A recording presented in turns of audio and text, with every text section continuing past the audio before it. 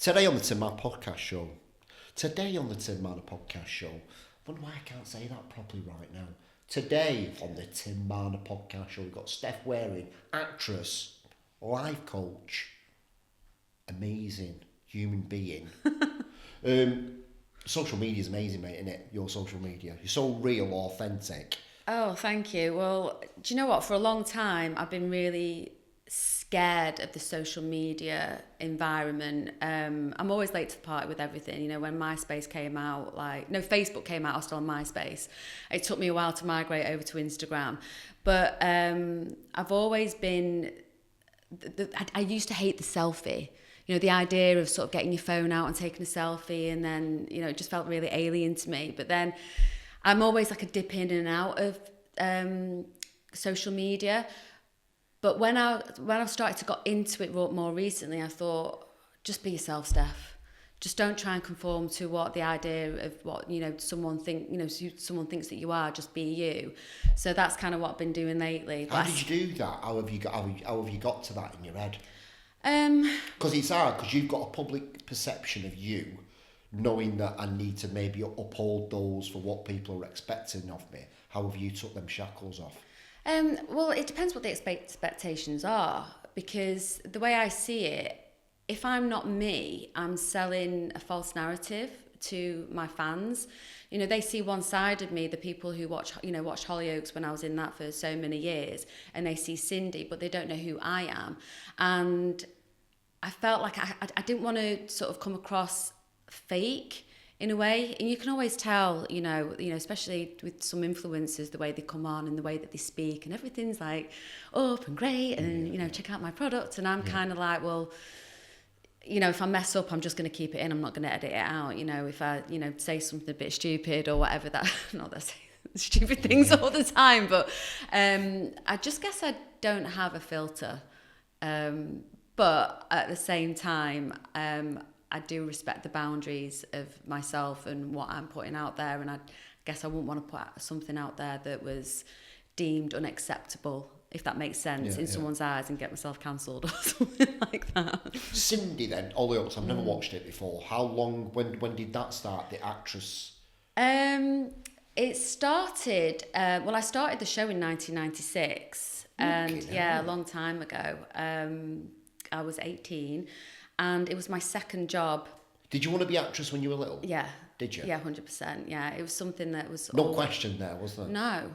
It was something that was always like ingrained in me. I went to Oldham Theatre Workshop, which is where a lot of the homegrown northern stars have come from, you know, like the likes of Coronation Street and Emmerdale and I went there for a few years, and then I put myself through drama school, paid for everything, you know, every little penny that I'd saved from my job that I was working. What was that experience like, going in drama school? It wasn't your typical drama school like an Natalia Conte or Rada or Sylvia Young or anything like that. It was a night school, and it was the actor studio. So it was like Stanislavski, method acting. Which is? Method acting, it's like the realism, isn't it? You know, right. it's so like you just carry it on when you're off, when you're not on camera, you carry that through? Not really. I think it's different with soap. I think when you're playing a soap character, it's hard to use that technique because it's so fast paced. So to embody and to a character and keep that, and then keep that as you go home, like I found it really easy to just sort of break it and just leave it where it is and then go home and be me. But I think with a lot of other roles that I'd done which weren't revolved around soap, and a character was completely different from me, I would have to really draw on my own experiences, emotions and things like that, know how to use them, and then create a character that, you know, would walk differently, talk differently, have different mannerisms that I had, to be someone completely different. And that's kind of how that works. That sounds scary, that one. Yeah, but it's been a while since I've, you know, sort of used that method. But I hope I get the opportunity to do it again someday. So 18's quite a sort of young age to get picked up. So did you finish drama school and then you literally got picked up straight away? After 6 months of being at the school, I put on a showcase with the other actors that I was working with, and agents came to watch, and Piccadilly Management, who was quite a big agency in Manchester at the time, were in the audience. And at 18, I looked about 14, so I looked really young for my age. And they picked me up straight away and signed me. I think it was great because I could play younger roles, but at an age that I didn't need a chaperone. So when Hollyoaks came along, the character of Cindy was 15 years old, but yeah, I was 18, so it was good because I didn't need to have the schoolwork, chaperone, things like that. And I also had an older head on my shoulders. Is that the right word? Yeah. An older head on my shoulders, Yeah. And the experience as well. So it wasn't like I was a school kid who hadn't had the training. I was 18, I was fully qualified, and yeah. What was that experience like when you first go on sort of a set? What's that like? Gosh, from what I remember back then, it was, it's like a school. I think it's something like a soap. You're learning every day. It's like a school, then it becomes like a university, and then it's your playground. But I remember my first day, I was so nervous, but where the Cunningham's house was filmed was on Brookside Close. So if anyone who's watching remembers Brookside, it was on Channel 4. The house that the Cunninghams lived in was actually filmed at Brookside Close. So the first day on set, I was actually walking in Brookside Close over to the makeup room going, oh my God, I'm in Brookside. So all your dreams as a little kid had just come true in that moment, You can't. 100%. Can you explain that feeling of you kind of made it? Is a feeling of. It's. Do you know what? I don't know whether it's a feeling of making it. It was a feeling of this is the start. Right. This is the start of something big, and I knew that my life was about to change, and it did. It really did in a big way. In a lot of ways, where I learned a lot about life. I learned a lot about who I was and who I wasn't as well at the same time. But yeah, no, it was a lot of fun. Like back in the early days, it was a really small cast of about 15, and because I was sort of not central in the cast at the time, I was playing Cindy, who was the younger daughter of one of the main cast. I was kind of recurring, sort of dropping in and out. And then it wasn't until my second year that I was there, I was given this big storyline and really trusted with it from the producer, Jo Hallows. The storyline was really close to her heart, that Cindy was to fall pregnant and becoming the first character on Hollyoaks to actually give birth to a child. And it was a secret, so she hid it from everyone. Wow. And on Christmas Day, 1997, I gave birth to Holly in the back of Tony's video shop. Yeah, so I love that. Wow, what a storyline that is. Yeah. That's insane, that, isn't it? Yeah. So how long you were in Hollyoaks for then? So the first time around, I was in it till the year 2000. I decided to leave because I really wanted to try other things. I think because of how I was trained, and just really wanted to try other characters out. And I loved the show. I loved where my positioning was in the show at the time. But I was 21, 22, I think. Yeah, I was 22. And I didn't have any responsibilities, didn't have a mortgage, didn't have kids, and I just felt there was more to do, and that I did. I left then and I went on to film a pilot for the BBC with Ricky Tomlinson, and then straight after doing that I flew over to Australia to film a series called Crash Palace in Sydney, and then when I got home I got the call that Nice Guy Eddie was going ahead for a series. So I was just constantly working in that frame, at the time frame, yeah. So I had 8 years of constantly being employed by different shows, and I was on a really, really good trajectory. Is that the right word? Yeah. Not nice, Steph. You're going forward fast. Yeah, I was going forward. I did get a call to go back to Hollyoaks in 2004, and I just did a short stint on that. Close that door again, and I never thought that I would go back. It was never in my rearview mirror of going, oh, what if, and do I want to? But I was at the Soap Awards in 2007 because I'd just done Coronation Street, and I saw Brian Kirkwood there, just like bumped into him, and he was the executive producer of Hollyoaks, and Hollyoaks has swept the board that year in 2007. Like, it really put them on the map because they were always the underdogs of the soaps. So he said, "Oh, you're Cindy." I was like, "Yeah."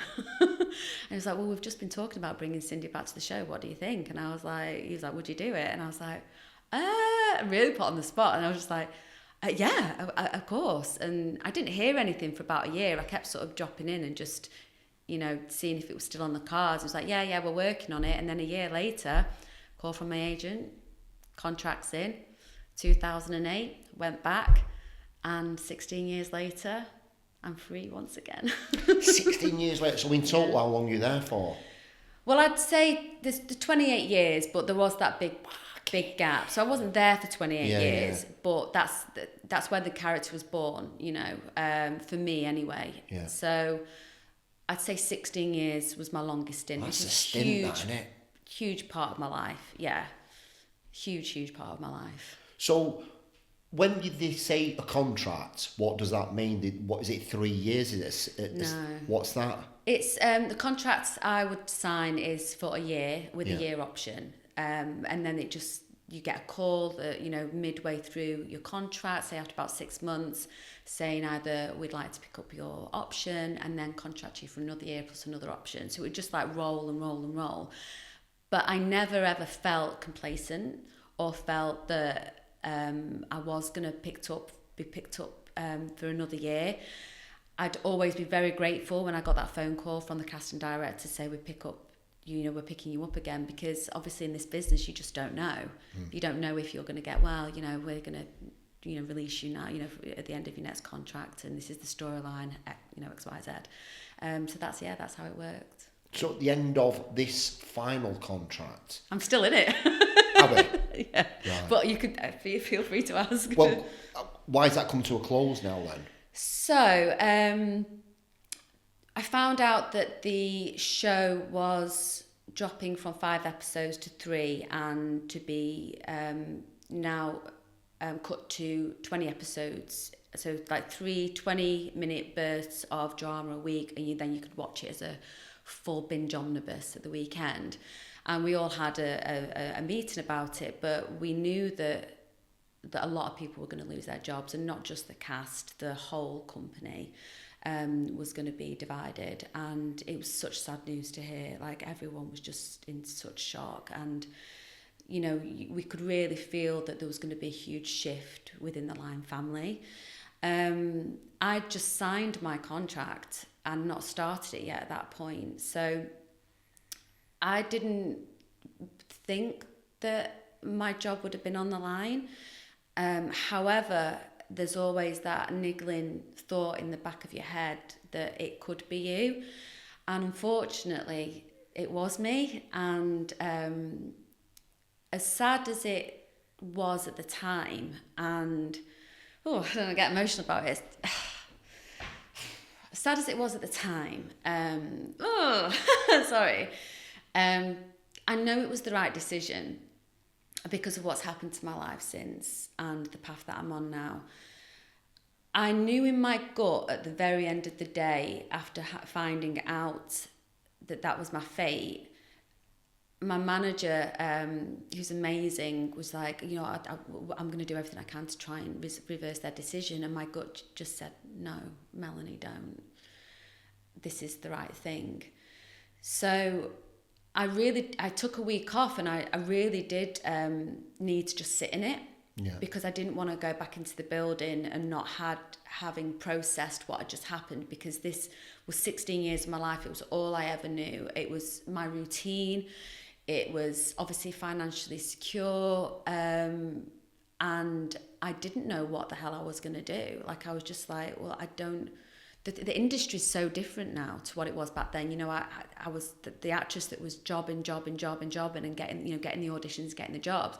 Now it's a completely different industry, and I know that from other people who've left the show. So I was just like, oh my God, like, what if I don't work? What if I don't get an audition? What can I do? And I knew that if you're not in a soap, even if you do get a job, that's not going to cover your bills for a year, because I could get a job tomorrow and do an episode here and there of a drama, and it's not enough to, you know, pay a year's salary.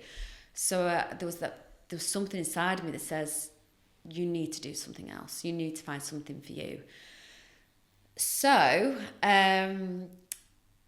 I started writing, which I don't want to talk too much about just yet, because it is about my life, and it is about a lot of the traumas that I've been through throughout my life, and silently as well.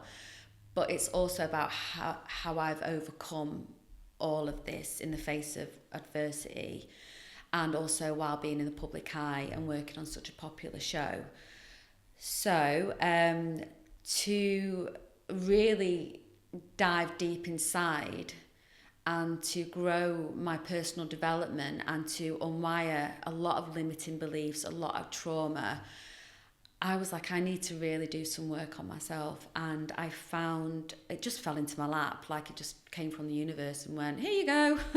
So I came across the Jay Shetty certification school. So Jay Shetty, he's a huge public figure, life coach. He used to be a monk, and very inspirational to me anyway. I'd read his book and, follow his podcast and Instagram, and I looked at this school and I just like dipped in and out, and then I kept getting emails saying, Ever crossed your mind before? Do you know what? A year before I left Hollyoaks, I did think, I really think that I could be a life coach. I'm quite a spiritual person, and I'm really all about mindset and manifestation, and everything in my life that has come into fruition has come from just putting it out there, believing it, and taking it into action. And it seems to have always happened. I have a very strong gut intuition as well. Like whenever I feel something, it's come true. And whenever I've felt it, it's either been I've known something's been the right thing for me. When it's been the wrong thing for me and I've had to feel uncomfortable with it and deal with it, I know that something better has come out the other side. So when these emails and these videos kept popping up of Jay Shetty saying, come join our school and you'll learn this, I was like, oh, do you know what? Just make the call. And I rang up, and I ended up enrolling. And then, while I was finishing up Hollyoaks, I think I had like 3 months that I was studying while I was filming at the same time. I was going into work every single day with a big smile on my face. Like I was literally... You felt like your purpose. Yeah, I felt like I was following my compass. That thing that we all have inside of us that pulls us in a certain direction. Yeah. And I knew I was on the right path. So I didn't go into work feeling like, oh, I'm a victim and I'm not going to be in the show anymore. And, I didn't feel like that. I felt like, no, I'm ready. I'm ready to do something else, and I'm ready to see what happens, because as much as I love Hollyoaks, and I will be forever grateful for my time there and for how it shaped me as a human and who I am now, I do believe this, for me, is the right path.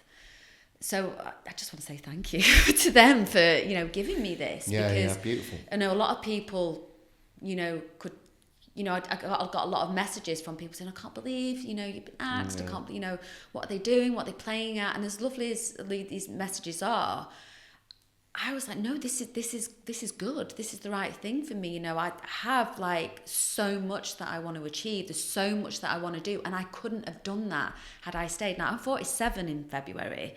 I could be trotting around that village at 50 still in the high heels trying to find another man and being on like Cindy's 10th wedding, because that's probably where it would have gone.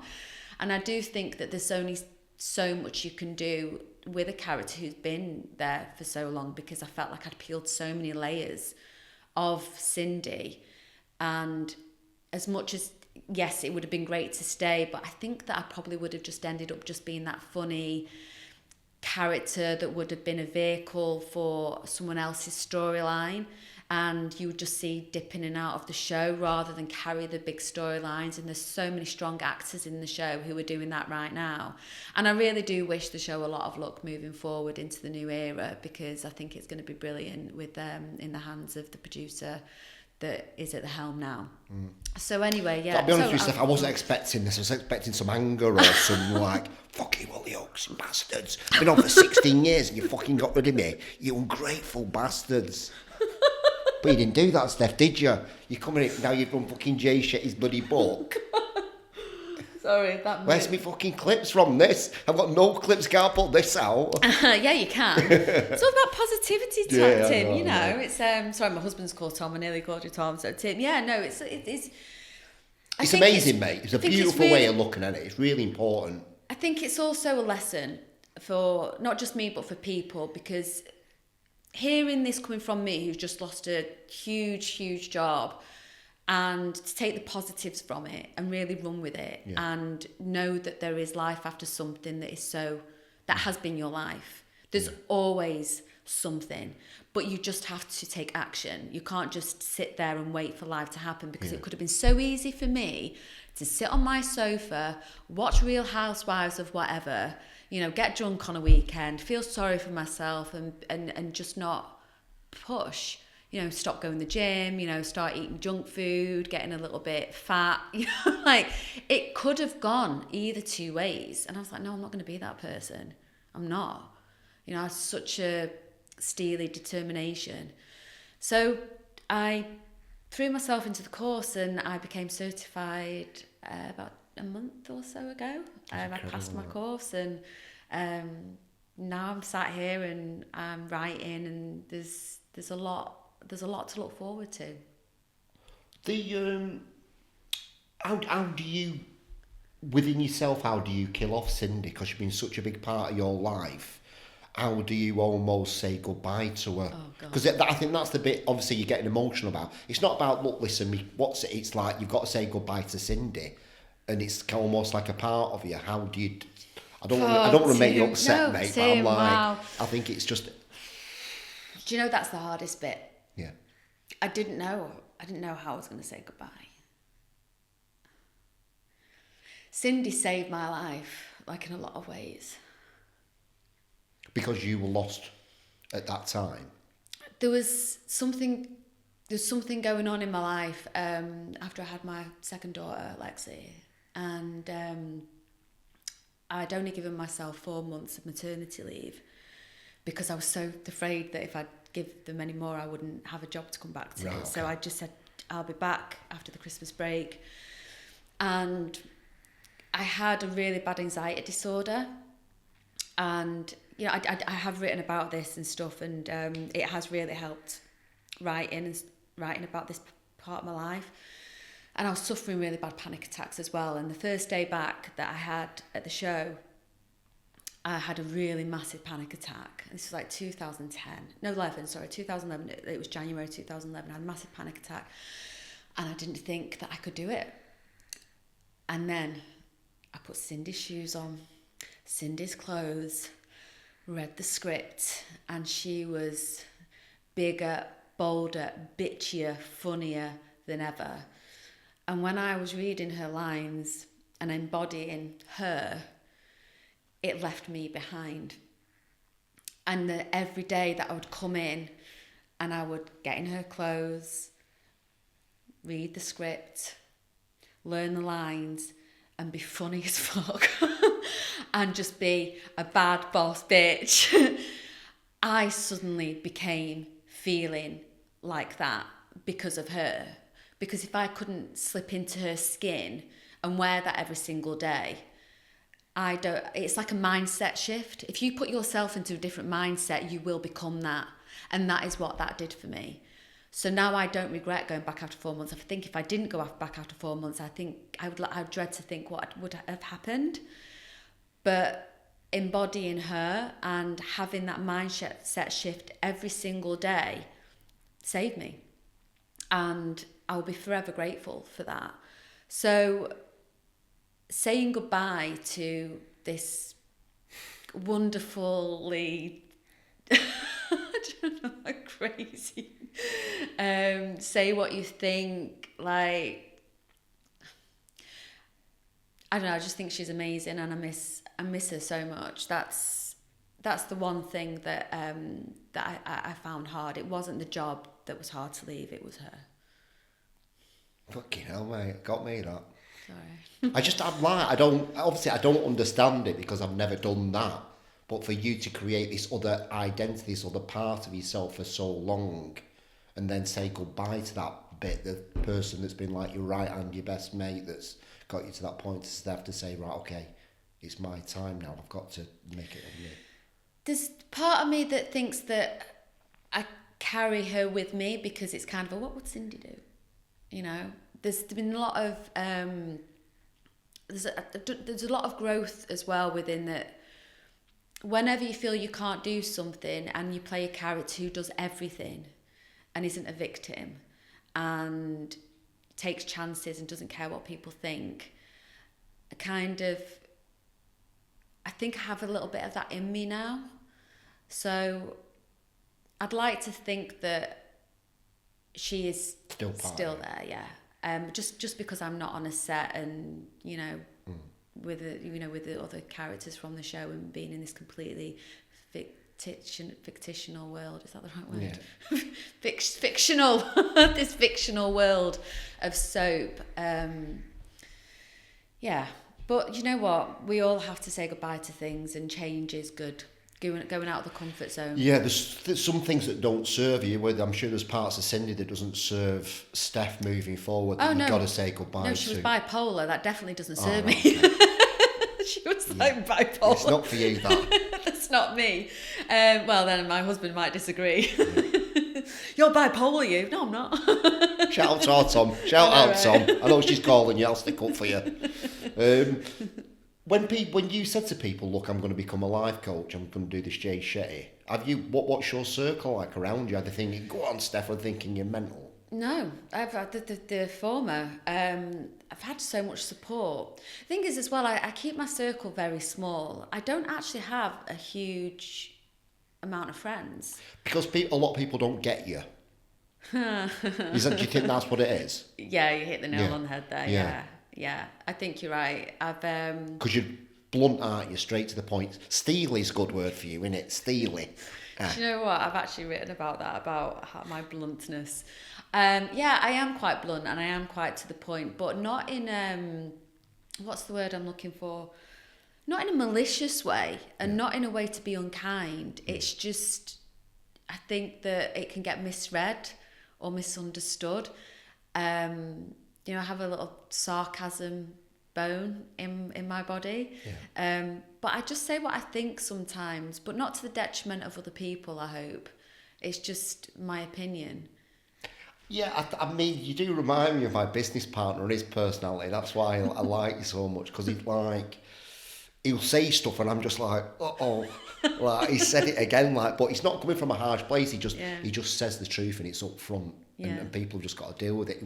He's not there to please people or say yes to people. He'll tell you exactly how it is. Well, that's the thing is, that's the opposite of what I used to be. I used to be the ultimate people pleaser. Right. I would conform to the idea of what I thought I should be in other people's minds. Yeah. So I would undervalue myself and put somebody else's value above mine all the time. I would think they were better than me, so I go, right, what can I do to make this person like me?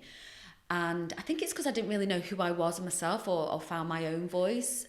I was very anorexic as a child, and like severely anorexic, and I really did lose my identity in that. So when I did when I did enter the acting world, it was still riding off the back of that. I didn't know who the hell I was.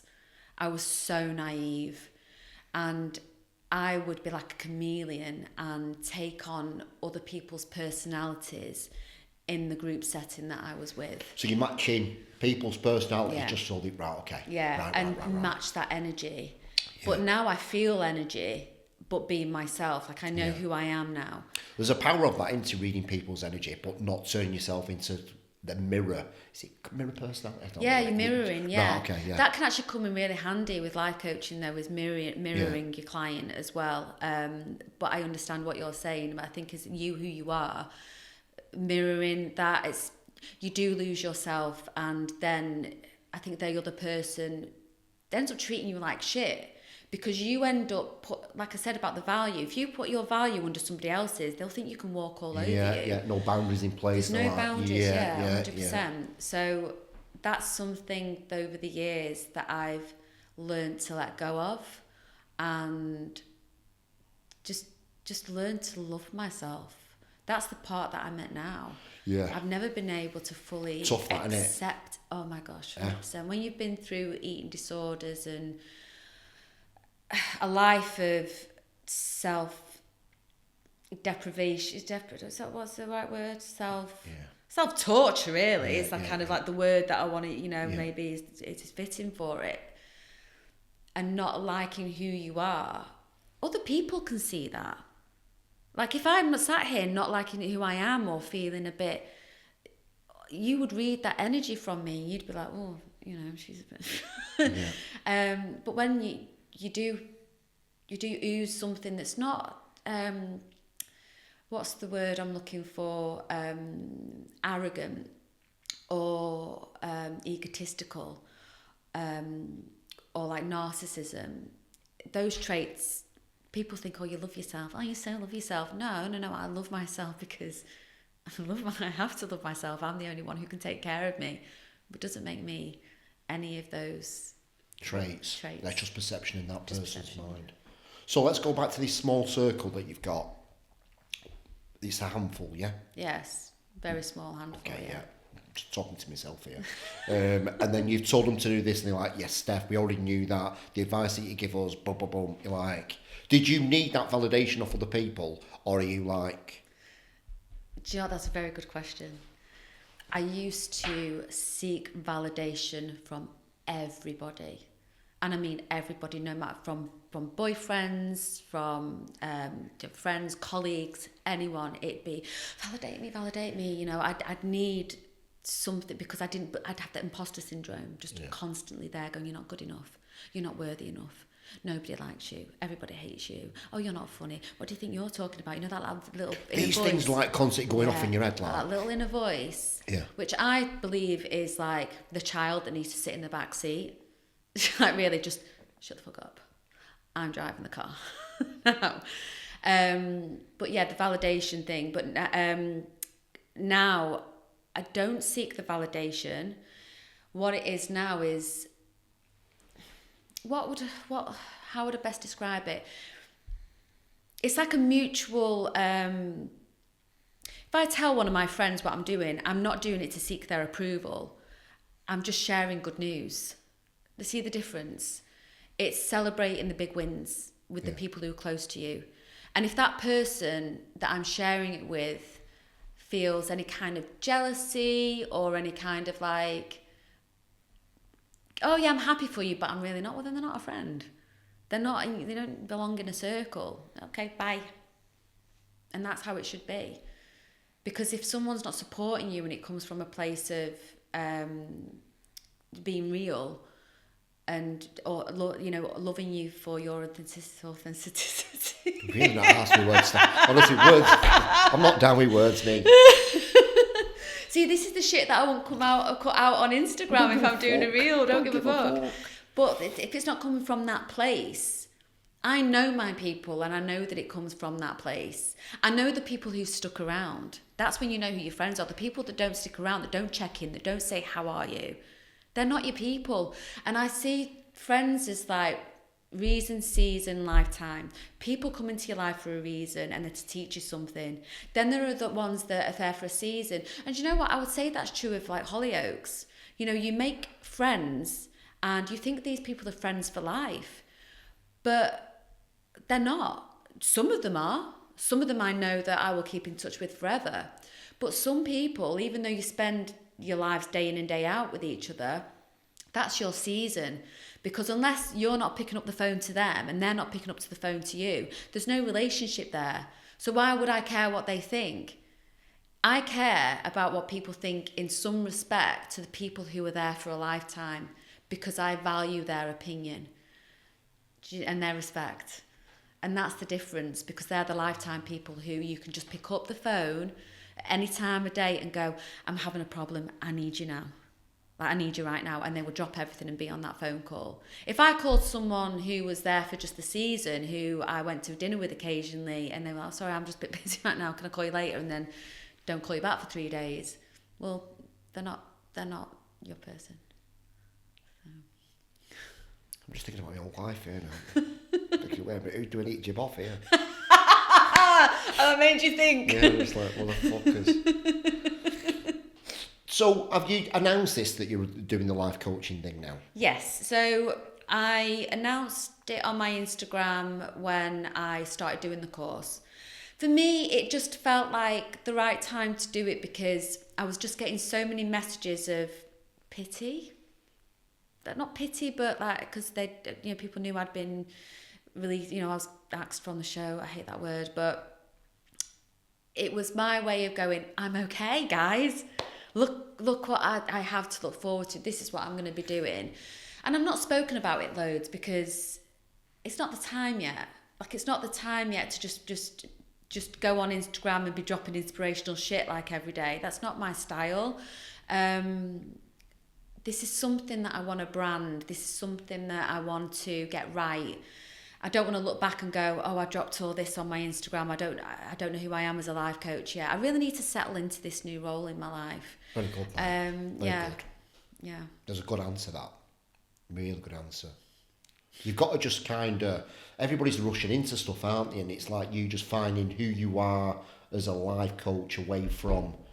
You always be an actress, won't you? Yeah. You, always. Yeah, I would like to just actually point that out as well, because I think that there's a misconception that I've left my acting career. And now I'm this. Yeah. Well, I'm still that, but I'm also this as well. You can be anything. You can be everything at the same time. And the reason why I say this is because, like I said, being an actress on a full-time soap is completely different from me going and doing a film or a bit of theatre or doing a one-off drama or a Netflix series.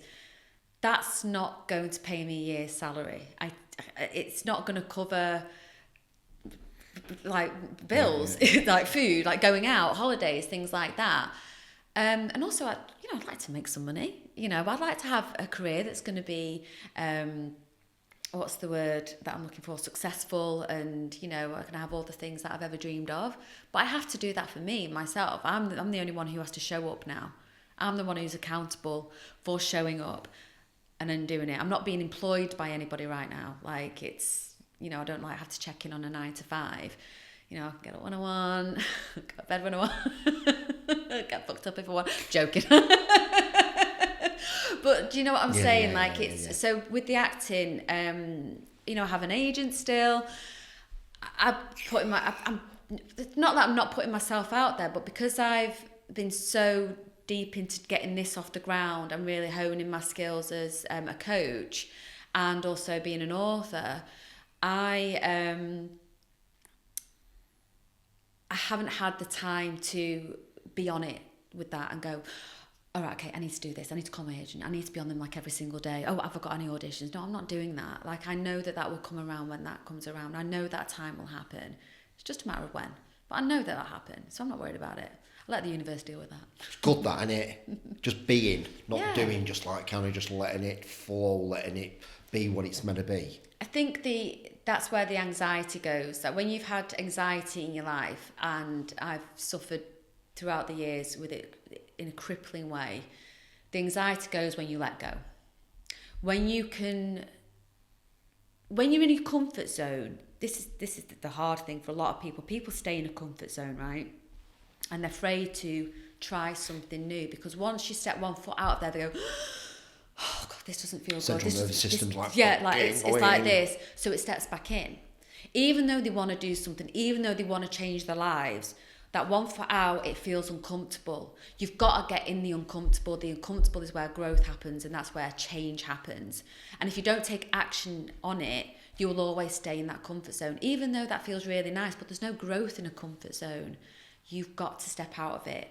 So once I did that for myself, and it was so uncomfortable, I am telling you now how scared I have been to show up to my computer to write, how scared I have been when I was doing all my exams. The day that I was doing my final exam for my certification, I was like, No one was in the house. And I was like, oh gosh, I can't do this. God, just do it. You'll be fine. You'll do it. Press send. God, I can feel my heart beating now because I've just put myself in that place where I was. And I called my coaching friend, Natalie. And I was like, oh my God, I've just done it, because she'd just done it at the same time as well. And I was like, I can't stay in the house. Tom was out at a wine bar with his friend having a drink. And I went, I'm going to that bar. He didn't even know I was turning up. I was like ringing him. He wasn't answering the phone. I was like, just pick up, just do my exam. So I can't be in the house on my own because I hadn't got the results through yet. I thought it'd be at least a day before I got the results through. So I pulled up at the bar and I was like, what the fuck? So I check your phone. He's like that. He's like, oh, sorry. So I've just done my exam. I just need to get out, get me a glass of wine. So I had a glass of wine, just the one, by the way, I was driving. And as I was there, and you know what? That was the universe. But if I stayed in my house, right, I would have been on my own when I got my results. And I needed to be with Tom. I needed to be with someone that I loved. Yeah. Checked my phone, and the email had actually come in 10 minutes after I'd got my results, but I didn't check. I didn't even get the notification. So when I'd got there and I went, and it said, congratulations, you're now certified coach, 92% pass. Sorry, I just spat everywhere then. Anyway, edit. No, 92%. 92% pass. And the elation, that feeling that I had. Yeah, from being outside your comfort zone like that. Self-reward graphic off like. It was feeling like no other, that I had done that. I had stuck to it. I'd not quit, because I've quit so many times at things when I've gone, oh, I'll try this, and oh, it's too hard, I don't know what to do. If you don't know how to do something, you can find out how to do it. You can learn how to do it. You know, the internet is just filled with how to do something. If you want to set up a podcast, Google it. You know, if you want to start your own business, Google it. Like, you know, watch a YouTube video. There is so many things that you can do, but it's putting in the small steps every day. And small steps, it's like climbing that mountain. You've got your goal that's up here. You can't just jump like on a trampoline and you'll just keep falling back down. Everyone wants to cut out the middle bit, the doing. They just want that gratification straight away. They want the reward straight away. It's like anything. But you put in those little steps every day. You show up every single day, and sooner or later you get to the top of that mountain and you go, wow, this feels good up here, you know? Yeah. Yeah, so I'll just leave you with Just that. holding the flag like that tomorrow, like, yes, sick as fuck. So, what are the things that you've learned from it, from yourself? How, you know, obviously you must have had a lot of personal development from doing this course. What's the one thing that's stood out to you that you were just like, wow, that's really changed my perspective, my perception on something? Oh, wow, that's a good question. There is a lot of things. It's not just one. Okay, there's two huge things. My mindset shift, unwiring a lot of limiting beliefs that I wasn't worthy enough or good enough. This imposter syndrome that I've had for so many years. Because from the outside, mate, like, you know, you're all Hollyoaks at 18, like, you got to know all these things. It's like people think, fucking hell, Steph's a right bitch. Isn't she? She's got everything. Mrs. fucking Perfect's here again, getting another fucking role. She's got another book deal. But inside you're like fucking crippled with this self-belief of you're not good enough or... Yeah, that's the thing that I think when you're an actor as well and you're in the public eye and people have a perception of you, and they can believe that perception if they want because that's their perception. But until you hear the story and what lies behind the story, you can never know. You can never know. And I'm going to be sharing a lot of that story, and through everything that I've learned, I think the mindset shift is the biggest thing that I've learned how to do. Because I'm telling you now, there are days where, I don't get up every day going, hey, yeah, I'm great, I'm amazing, I'm wonderful. But I feel I don't beat myself up anymore when I get it wrong. I go, okay, that was yesterday. I'm not going to go back and spend my time analysing what I can't change. You can't rewind the movie. You can only keep going forward, and that's like what life coaching is. You start from here and someone wants to get to here, but there might be a little obstacle in the way. My job is to remove that obstacle so you can get to here. So that's what I'm doing. You just got to keep going forward, and when you see an obstacle, which you're always going to do because life is like this, there's these ups and downs, and there's this path and this path and this path. You're going to get an obstacle, but it's knowing how to move it and keep going forward. Yeah. And that's the uncomfortable bit as well. Yeah. It's showing up, it's seeing it and knowing what to do with it and going, Yeah, little Tim's a couple of them obstacles. He keeps throwing obstacles in the way. Little Tim like, no, don't like that. Like, fucking, he's here again. Get in the back seat, shut the fuck up. Should we talk about Sandra a little bit? Go on. Do you want to? Yeah, go on. I feel like I don't know whether I can. I don't know. I don't know. I think there's ways of saying it that obviously I've introduced Sandra to you. Right. Which is going to be a huge life shift, I think. Yeah. Can we not say what? No. Okay. I'm not saying any of that. Because I believe that people come into your life for a reason, don't they? And I do believe that you come into my life for a reason, for me to then put Sandra in your life for the reason. So do you want me to explain how this happened? And then you can then say who Sandra is. All right, go on then. Okay. Go on. So I got a message on my LinkedIn from our mutual friend Jay, who wanted to help me with my LinkedIn. Because it's a mess. Because I don't use it. I don't even know what it's for. I'm like, And I never answer messages really. Like I just see some and just, I don't really delve, you know what I mean? Yeah. I don't really delve into those kind of messages of, do you want to do this or whatever? But something pulled me, my little inner compass, when, okay, open this message, what is it? And I replied. Anyway, we got in touch and we had a conversation and he said, you need to meet Tim Marner, and this is how I met you. So I was like, okay, great. You're a branding expert. You're the man. They said that I needed to be in touch with. So obviously, I came for a chat with you, and while we were having our conversation, you were like, "Have you ever seen a spiritual healist? You need to meet my spiritual healist, Sandra." And then over to you, Tim. Well, then you sent me a picture of Tom. On my WhatsApp. My Tom, yeah. Your Tom with a Tim Marner cap on. Yeah, from years ago. Which kind of blew my mind. That was crazy, like synchronicity, kind of, there's a reason why people meant to meet each other, so.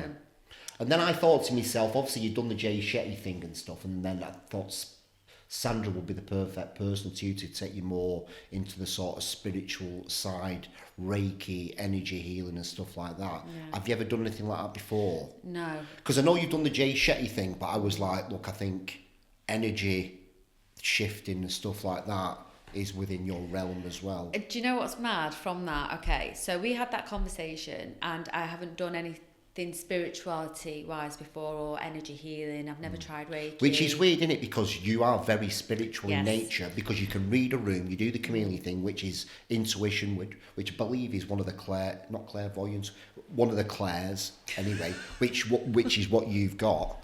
And Sandra's going to help you tap into that witchy side of you. So, we were obviously having our conversation and you said, you need to meet Sandra. So I listened to the podcast that you did with Sandra, and as I was listening to it, I was like, this sounds like me. Because obviously I am quite spiritual, but I've never tapped into that side of, like the energy healing and that kind of thing. So, and also getting deep down into your roots chakras, because you were talking to me about chakras and all that kind of thing, and I was like, well, I've never really done that. I'm really into my yoga, meditation, things like that, but I've never gone down that path. So when I was listening to this podcast, I was like, wow, this is amazing. And I texted you, didn't I? And I was like, Sandra's me, but without the experience. And you dropped me a phone number straight away. So I could have let me before would have let that number just sit there. And there was something inside me went, call it. I didn't call it, text it. So I text her. Hi Sandra, I'm a friend of Tim's, and he told me that I should get in touch with you and come and see you. So she called me, she arranged a phone call, we had a chat on the phone, and then I went to see her and we had a long conversation, and she could see a lot of stuff that was in me that needed releasing from my root chakra, that was causing a lot of blockages in my being, so to speak. Especially the heart, opening the heart up. Opening the heart up and my third eye chakra and all of that. So after that meeting, I've decided to have a spiritual ceremony with her today after this podcast. So I'm going to be with her for a few hours after this podcast. And I'm really excited to just see what happens and see where it goes, and hopefully go to a deeper level of the work that I've already been doing of, like I said, unwiring all of these limiting beliefs and all past trauma and negative thought patterns.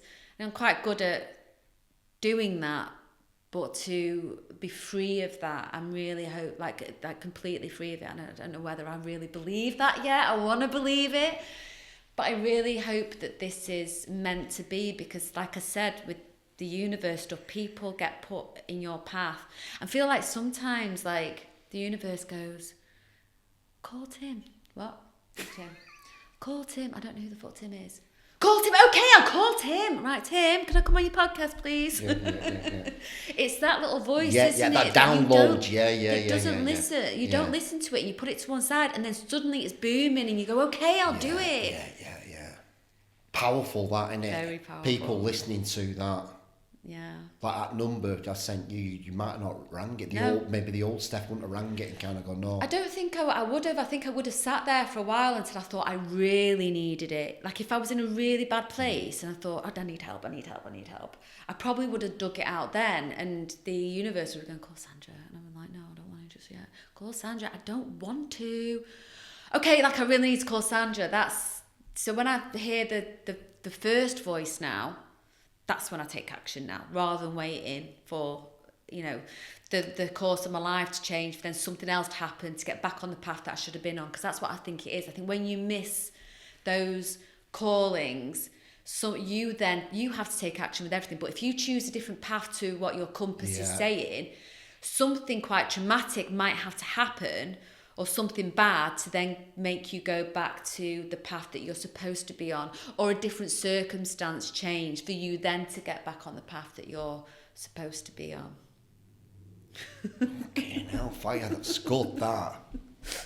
You're going to help so many people out, I hope so. I really feel like I could help. There's so many people lost, yeah, isn't there? But there's not just that. Even if they're on the wrong fucking path. Yeah, a lot of people are on the wrong path though, and they don't know it, and they feel it, but they don't know what to do. They don't know how to get on the right path. And I think people like me, who have done the work on themselves, I don't think if you don't do the work on yourself, you can't help anybody. You can't. There's just no way. It's like I was my first client. I had to do everything on myself first before I could teach. Like that. Yeah, before I could teach someone else. It's like I really want to help people who've had eating disorders. That's a huge passion of mine. And the fact that I've been there and had a 25-year battle with something, that I'm now over the other side, like finally, with the help of my nutritionist as well. I really want to mention him as well. Nick Wall is one of the top in the UK, and we're going to be doing a chat together as well about this particular subject, because he helps people with eating disorders. And he has all the knowledge, nutrition and all of that, but I have the experience. And I really want to help reach as many people as I can with this. And I kind of want that as part of my coaching package. So it's not just about mindset and spirituality or helping someone find their purpose of what they want to do and the goals that they want to reach or what habits they want to break. I think for me, a big part of it is there's a lot of people, and I think especially women, but a lot of men, have such a negative relationship around food and body image, and very restrictive eating as well. And you see a lot of these packages being put on Instagram and, get fit in 12 weeks. And it's so restrictive calorie wise. And you get people, the carb bashers and don't eat this, do keto, fast and all of these things. And what he's taught me over the last year, I'm now I have to eat like 6 times a day, as long as I train, and no food, it's all whole foods, but no food is banned, so to speak. Your fats and your carbs and your veg. At weekend, it's like you have to have a treat, and we don't call it a cheat. We call it a treat. You have to have it, no matter what, whether it's a chippy takeaway, a pizza, a curry, you go out for dinner, you said you can drink alcohol. Have that in your day, right? So you're not starving your body, because every time you starve your body, your body craves something and you just reach for the sugar. You reach for the nearest thing but as long as you're feeding it and then you feed it the good stuff, not the good stuff, is the bad stuff. And you feed it the bad stuff. Yeah. That thing that, we've all got lives. And he says as well, when you go on holiday, eat what the fuck you want. Don't even think about it. And I'm telling you now, I went to the Maldives. Sorry, I'm dropping that in. I went to the Maldives, I got married. And we were there for 12 days. I ate 4 times a day, but I mean breakfast, lunch, pizza in the afternoon, dinner, dessert, boozing all day, because you do on holiday, don't you? I lost weight. I lost weight on a holiday, but I was swimming all day as well. I was being active because it was so hot. Because I was swimming as well, I'd look at my Aura ring, and it tracks all your activity, your calories. And I was burning 3,000 calories a day just through all my activity. But at the same time, I had lost weight while I was on holiday. Tom was looking at me this isn't fair. You could see his little beer belly forming, going, I just don't understand it. I'm joking, Tom. You don't have a beer belly. So this is something I'm really passionate about as well. And I really wanted to get across that there's how to really shift your mindset when it comes to food, because I think there are people out there who have an eating disorder but don't know they have an eating disorder. Powerful, that. Innit? That's really your fucking eyes lit up when you started talking about that, I think it's just a huge passion of mine. I kept thinking, when within the course, it kept saying, what kind of coach do you want to be? And there was that big part of me that's I really want to help people with eating disorders. Amazing. Even though I'm part of your brand, I'm not a psychologist, I'm not a psychiatrist, I'm not a therapist. I'd rather come to you though. Who's been through the experience, that, you know what I mean? It's coming out the other side of it, because not a lot of the time, it's not always about brutal, a trauma that's happened in your life. It's not always about that, and that is something I really want to help people with, because they associate it with, well, something must have happened, a trauma must have happened, therefore you did this, that didn't happen to me. I'm not going to say what happened to me, it's in my book. God. We need to do a part 2 of this, don't we? Yes, we do. There's something very exciting happening we can't talk about. Yes, I do have something very exciting happening, but we will do a definite part 2 coming soon. Text me later about albums with Sandra, yeah? I will. Fucking good times. Thanks for listening, everybody. Goodbye.